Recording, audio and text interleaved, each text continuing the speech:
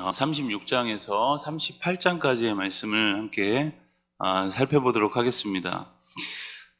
이사야서 36장부터 이제 39장까지는 이제 남유다의 13번째 왕이었던 히스기야 시대를 이제 역사적 배경으로 하고 있습니다. 그간 이제 유다에게 계속되는 경고에도 백성들이 잘 듣지 않았고 실제 이제 심판이 그 땅에 이루어지고 있음을 보여주고 있는 그런 말씀이라고 할 수 있습니다. 당시 역사적 배경을 잠깐 살펴보자면 이제 히스기야는 그의 이제 선친 아하스는 이제 그 친아수르 정책을 펼쳤다면 히스기야는 친애굽 정책을 펼칩니다.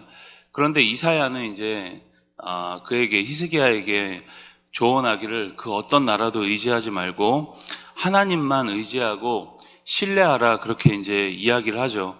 그러나 히스기야는 이제 이사야의 말을 듣지 않고 애굽을 의지하는 동시에 그리고 아수르와는 이제 척을 지는 그런 정책을 하게 됩니다. 그래서 아수르의 왕 사네립이 이제 유다를 향해서 지금 군사를 일으키는 모습을 우리가 이제 말씀 통해서 볼 수 있는 거죠. 그런데 히스기야가 의지하던 애굽은 또 그들을 도와주지 않습니다. 애굽도 이제 유다를 도와줄 그런 여력이 없었던 것이죠. 어쨌든 당시 상황은 아수르가 북이스라엘을 멸망시키고 신속하게 이제 남유다도 압박해가는 그런 상황을 볼 수 있습니다. 2절에 보니까 아수르 왕이 그의 장관 랍사게와 함께 대군을 예루살렘으로 보내서 이제 그들을 압박하고 있는 상황인 거죠. 윗모 수도겹 세탁자의 밭 큰 길에 섰다고 그렇게 이야기를 합니다. 거기서 이제 랍사게의 이제 심리전이 시작이 되는 거죠. 그가 전하는 말의 요지는 애굽으로부터는 구원이 없다는 겁니다.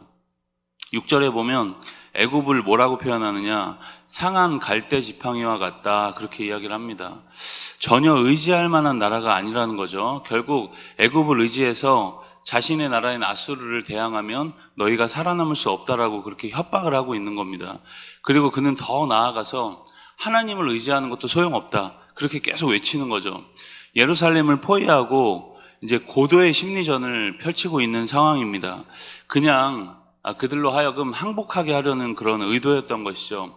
그래서 예루살렘 주민들에게 히스기야를 버리고 항복하면 너희들에게 풍요로운 삶의 터전을 제공하겠다고 그러한 약속을 계속합니다. 이렇게 여러분, 랍사게가 거짓 약속을 앞세우면서 히스기야와 백성들 사이를 이제 교활하게 이간질하고 있는 상황이라고 할 수 있겠죠. 결국 그들에게 주어진 갈등은 눈앞에 닥친 이 어려움을 극복하기 위해서 아수르에게 항복을 할 것인가, 아니면 하나님을 끝까지 의지할 것인가의 싸움이었습니다. 보기에 따라서는 아수르가 그들을 위협하고 있는 상황에 이걸 어떻게 해야 될 것인가의 고민처럼 보이지만 사실은 하나님을 의지할 것인가, 의지하지 않을 것인가의 아주 중요한 싸움이었던 것이죠. 그럼 우리의 삶과도 아주 비슷합니다. 우리 삶에 어려움을 당하고 또 발등에 불이 떨어지면 우리는 당장 눈에 보이는 해결 방법을 찾게 되죠. 그러나 여러분, 성경을 우리가 찬찬히 살펴보면 그러한 상황에서 성경은 끊임없이 하나님을 찾으라고 끊임없이 이야기를 합니다. 하나님이 공급하시고 지켜줄 테니까 나를 의지하라, 그런 메시지를 계속 던져주고 있는 거죠. 여러분, 오늘 우리가 하나님을 찾고 의지하는 은혜가 있길 바랍니다. 우리 37장으로 가시면 유다가 이렇게 아수르의 압박으로 풍전등화 위기에 있을 때 히스기야가 보인 반응에 대한 이야기입니다. 1절부터 7절까지는 히스기야 왕이 이사야 선지자에게 이제 기도를 요청하는 장면이고, 이사야는 구원의 약속을 그에게 전하고 있는 겁니다. 히스기야는 아수르의 랍사게 장군의 이 심리전에 극심한 슬픔과 또 불안과 두려움 속에서 이제 옷을 찢죠. 여러분, 성경에서 옷을 찢는다는 표현은 그만큼 큰 어려움과 불안과 두려움에 당했다는 것을 이제 단적으로 보여주는 겁니다. 가장 사람의 고통스러운 내면을 표현할 때 이제 옷을 찢는다는 표현을 사용합니다. 히스기야의 마음이 그만큼 지금 두렵고 힘들다는 거죠. 그의 신하들 역시 이제 삼베옷, 장례 때 입는 삼베옷을 입고 이사야 선지자에게 가서 히스기야의 말을 전합니다. 그 내용이 뭘까? 현재 유다가 환난과 책벌과 능력을 당해서 해산할 힘이 없다는 겁니다. 하나님께 징계를 받아서 지금 유다의 상황이 너무 무기력한 상황이라는 거죠. 이런 국난의 위기에서 히스기야 왕은 이사야를 통해서 하나님께 도움을 요청하고 자신이 왕으로 할 수 있는 일을 이제 최선을 다해서 합니다. 이에 이사야 선지자가 하나님의 뜻을 이제 그들에게 전하게 되죠. 이제 승리의 약속입니다. 이사야 선지자를 통해서 들려진 하나님의 말씀은 아수르 왕 사네립이 소문을 듣고 자기 나라로 돌아갈 것이고 거기서 칼에 맞아 죽게 될 것이라는 이제 승리의 약속이었습니다. 그 말씀은 하나님이 이제 유다를 살려주시겠다라는 이제 메시지였던 것이죠. 실제 여러 일들을 통해서 유다가 하나님의 이제 구원을 경험을 하게 됩니다. 결국 21절부터 38절까지의 내용을 보면 하나님의 도우심으로 이제 아수르가 패망을 하고 유다가 구원을 받는 이제 모습을 볼 수 있습니다. 하나님이 히스기야의 기도를 들으시고 그 기도를 이제 들으시고 응답을 하셨다는 거죠.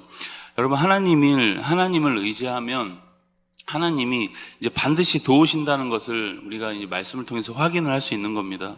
우리도 오늘 그것을 믿고 주의 도우심을 구하는 오늘이 다 될 수 있길 축복합니다. 그런데 이제 38장으로 가시면 갑자기 이제 히스기야가 이제 병들어 죽게 되는 상황을 맞이합니다.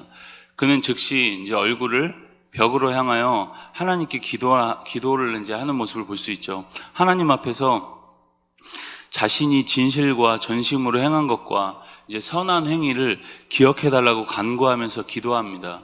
이제 간절한 마음을 담은 히스기야의 기도에 대해서 하나님은 이사야를 통해서 히스기야에게 이렇게 말씀합니다. 우리 38장 5절과 6절의 말씀을 같이 함께 읽겠습니다. 너는 가서 히스기야에게 이르기를 내 조상 하나님 여호와께서 이같이 말씀하시기를 내가 내 기도를 들었고 내 눈물을 보았노라. 내가 내 수안에 15년을 더하고 너와 이 성을 아수르 왕의 손에서 건져내겠고 내가 또 이 성을 보호하리라. 지금 하나님께서 약속하신 내용이 뭡니까? 그의 기도를 들으시고 두 가지를 약속하시죠. 15년의 생명 연장, 생명을 연장해 주시겠다는 약속이었고 예루살렘을 아수르 왕의 손에서 건져내고 보호하시겠다라는 것이었습니다.